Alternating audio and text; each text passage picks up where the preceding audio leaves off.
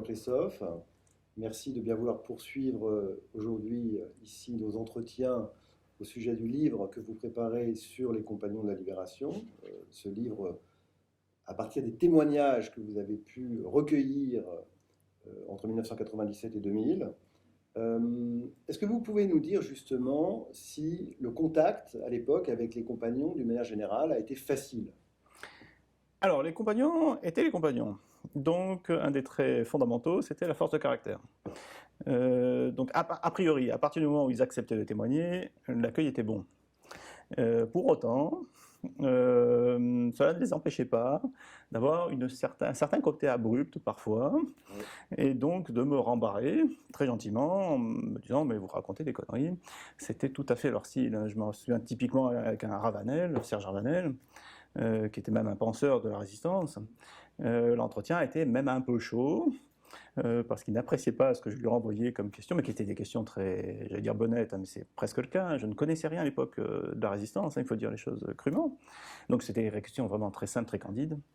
Et donc il me renvoyait, il me faisait raconter n'importe quoi, alors que je ne faisais que de poser des questions. Donc c'est voilà, une très grosse force de caractère, mais en général l'accueil était quand même exceptionnel. Et cela m'a permis de nouer des amitiés, même avec certains. Après, je suis même rentré dans le cadre familial de certains.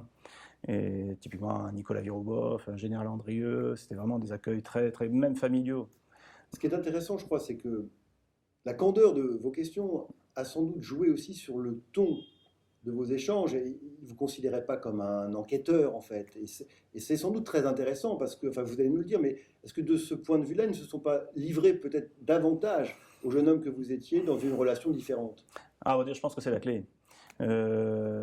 Parce que je ne suis pas arrivé avec des connaissances absolues, en leur dire non, non, mais en fait ça s'est passé comme ça, vous avez fait ça comme ça. C'était vraiment des questions de... C'était une relation, on va dire, de grand-père à petit-fils, voilà, pour la plupart. Donc ils se sont confiés à leur petit-fils. Et c'était même touchant parce que donc, la plupart en fait n'avaient jamais parlé. Et donc ça c'est devenu un entretien familial avec la présence du fils qui venait, l'épouse qui venait. Et donc c'était vraiment la transmission. C'était pour une fois, je vais donner mon témoignage. Et ce qui fait le caractère inédit de la plupart de ces témoignages de compagnons, c'est que donc j'ai été la seule personne à laquelle en fait ils ont parlé. Est-ce qu'à titre personnel, vous diriez que ces entretiens, ces échanges ont joué un rôle dans votre propre vie?